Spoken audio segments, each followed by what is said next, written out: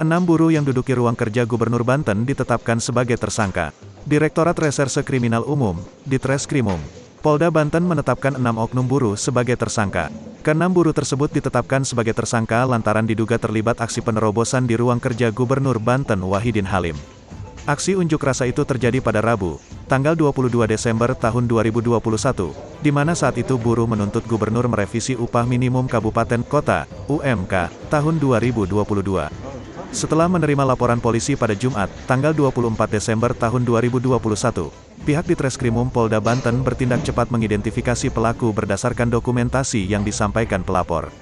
Setelah mengetahui identitas pelaku, kurang dari 24 jam pasca pelaporan, penyidik Ditreskrimum menangkap para pelaku sejak Sabtu dan Minggu, ujar Kabid Humas Polda Banten, AKBP Sinto Silitonga, kepada awak media di Mapolda Banten, Senin, tanggal 27 Desember tahun 2021. Sinto menyampaikan bahwa tim penyidik Polda Banten menangkap sebanyak 6 orang pelaku. Di antaranya 4 orang laki-laki berinisial AP dari Tangerang, OS dari Tangerang, SH dari Cilegon dan MHF dari Pandeglang. Sedangkan 2 orang perempuan berinisial SR dari Tangerang dan SWP dari Tangerang.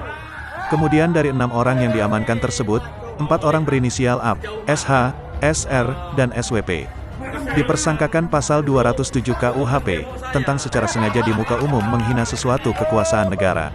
Perbuatannya yaitu dengan duduk di meja kerja gubernur, mengangkat kaki di atas meja kerja gubernur dan tindakan tidak etis lainnya, ungkapnya.